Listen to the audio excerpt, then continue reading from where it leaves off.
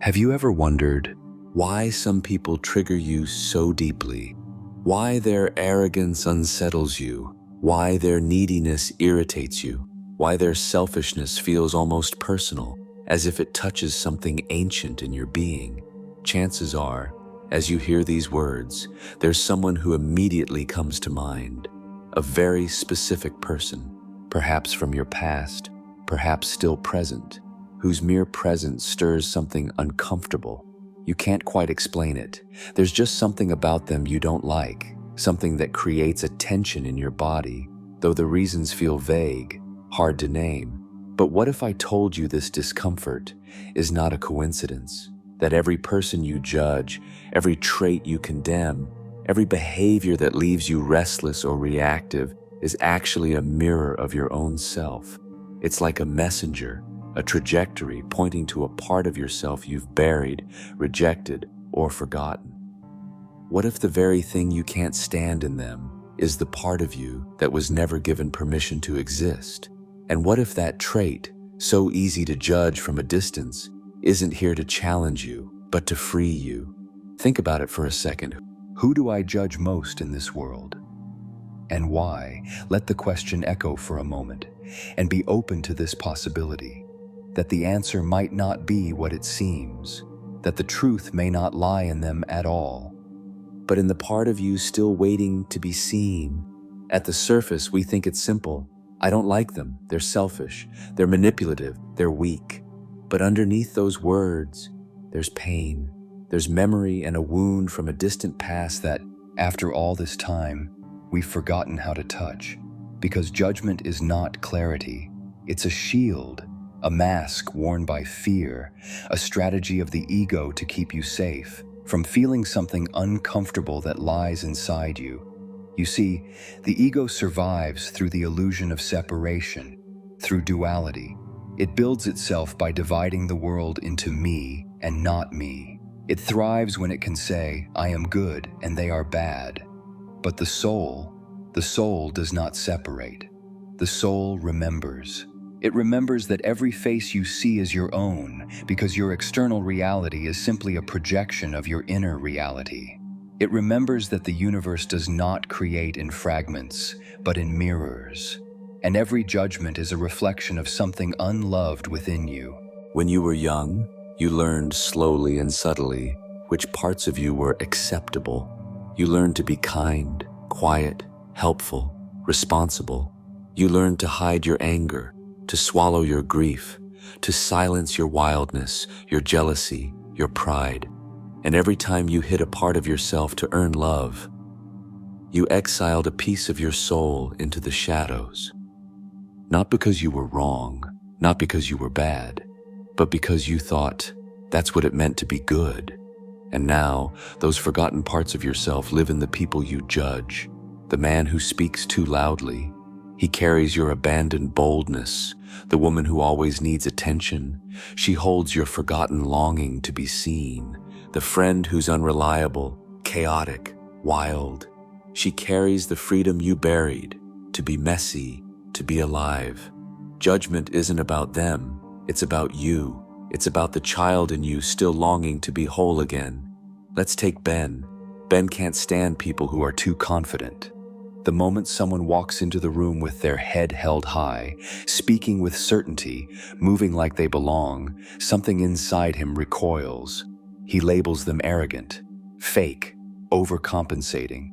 But beneath the surface, something older is being stirred. Because when Ben was a child, confidence wasn't just discouraged, it was punished. He remembers standing on stage at school, 8 years old, heart pounding, delivering a few proud lines in the class play. For the first time, he felt seen. He smiled as the audience clapped. He felt alive. But later that night, his father, eyes cold, unreadable, pulled him aside and to Ben's surprise said with a cold edge, "You think you're special now?" The words hit harder than a slap. There was no warmth, no pride, only something bitter, as if his light had offended a darkness his father had never learned to name. Ben didn't understand what he had done wrong, but he felt the warmth in his chest collapse. He felt the glow of being seen turn into shame. He learned in that moment that confidence was dangerous, that standing out invited disapproval, that pride would cost him love. So he learned to dim himself, to shrink, to question, to stay small. He taught himself that humility meant silence and safety meant invisibility. Ben didn't understand it then, but now, years later, he can finally see it. His father wasn't trying to be cruel. He was handing down his own wound disguised as wisdom.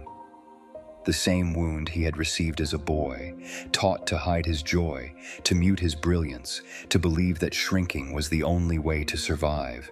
And so the pattern continued, unspoken, unexamined, passed like an invisible inheritance from father to son. But that bold, radiant part of him didn't disappear. It was simply exiled, tucked deep into the shadow. And now, when Ben sees someone walking in their power, he doesn't just see them. He sees the part of himself he had to bury to feel safe. And it hurts. Not because they're doing anything wrong, but because they reflect the freedom he was once told he wasn't allowed to have. If Ben's story stirred something in you, if you saw even a small piece of yourself reflected in his journey, consider liking this video and subscribing to the channel to continue walking this path of inner awakening together. Every relationship is a mirror, not just the loving ones, especially the difficult ones. They show us what we can't see in ourselves. They surface the unconscious into the light. That's the gift of triggers. They reveal what you've yet to integrate. So the next time you feel the heat rise in your chest, the urge to condemn or to label instead of simply observing, pause and ask yourself, what part of me does this person reflect? Imagine yourself as a vast inner garden. Some parts are open, blooming, full of life. These are the parts of yourself you've accepted, your kindness, your patience, your wisdom. They've been watered with care. They've been seen and praised. And so they grow strong. But not everything in the garden looks like that. There are also places you rarely visit, hidden corners, overgrown, messy, tangled with weeds and forgotten roots. These are the parts of yourself you've pushed away, your anger, your jealousy, your shame, your fear. You just didn't know how to hold these parts, and over time they become your shadow. But here's the truth. Every time you judge someone else, you're being invited to return to those hidden places inside your inner garden, to pull back the vines and look again, because what you judge, you push away. But what you push away still lives in you, quietly, and it's shaping your life from the shadows. Healing doesn't come from fighting these parts or trying to fix them. It comes from gently turning toward them with curiosity, patience, and love. There is no need to be perfect. Nobody is. You don't need to change who you are. You just need to come home to the parts of yourself you've forgotten. Because this isn't about fixing yourself. It's about remembering and reclaiming all of who you are. Let's go deeper for a moment. Find a quiet space. Sit or lie down. Let your shoulders relax. Unclench your jaw, soften your breath. Now close your eyes and bring to mind someone who triggers you, someone who irritates you, confuses you, frustrates you. Don't overthink it, just feel. Now ask gently, what is it about them that bothers me? Take a moment, let the feeling arise. Now ask, have I ever shown this same trait? Maybe in secret, maybe long ago. Or, have I ever been forbidden to express this part of myself? Can you feel the edge of your judgment softening? Can you see that what bothers you may actually be a hidden part of you longing for love? Now, imagine bringing that part of you into your heart. Not to fix it, but simply to say, I see you now. You belong. Let that be enough. When you no longer see others as enemies, they become your greatest teachers. The loud become invitations to find your voice. The arrogant teach you to reclaim your power. The selfish remind you to meet your own needs. Every trigger becomes a portal. Every judgment becomes a mirror. Every uncomfortable feeling becomes a compass, pointing you inward. This is the sacred work of awakening, to stop projecting your pain outward and to begin listening to it within, to stop seeking villains in the world and start meeting the forgotten parts of yourself with gentleness. This is how we reclaim our wholeness, not by transcending the shadow, but by illuminating it with love. As Carl Jung wisely observed, everything that irritates us about others can lead us to an understanding of ourselves. This profound insight is at the heart of Jung's groundbreaking work, Psychological Types. In this book, Jung introduces the powerful idea of projection, how we unconsciously place parts of ourselves onto others, especially the traits we resist or judge. This understanding reveals a powerful truth. The people and behaviors that trigger us are often mirrors reflecting the parts of ourselves we have yet to face or accept. If this idea resonates with you and you're ready to explore it on a deeper level, we've included a link in the description where you can find Jung's full work. Dive in and begin uncovering the hidden layers within. So much of our suffering comes from fragmentation, from duality. We've split ourselves into acceptable and unacceptable, good and bad, light and dark. I'm this, I am not that. I'm good at ABC, I'm bad at XYZ. But here lies the biggest secret of all. The soul holds everything. All is one and one is all. You are not meant to be perfect. You are meant to be whole. And wholeness means welcoming the lion and the lamb, the fire and the stillness, the sacred anger and the soft vulnerability. Everything you judge is a doorway to integration. To become who you truly are, you must embrace who you've been told not to be. Let's embrace this new perspective. What if you could live in a world where nothing is personal, where every trigger is a gift, where every uncomfortable interaction is a chance to grow, where every judgment becomes a reminder to love more deeply? This is exactly what happens when you stop identifying with the voice of judgment and instead become the witness.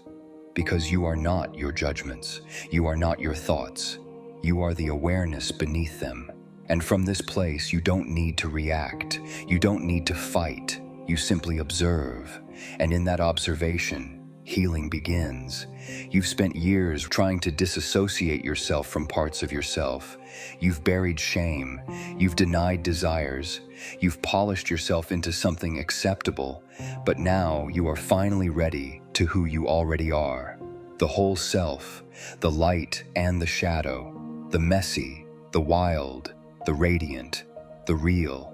And in this return, you will find peace, not because the world changes, but because your relationship to it does. You'll stop seeing enemies and start seeing reflections.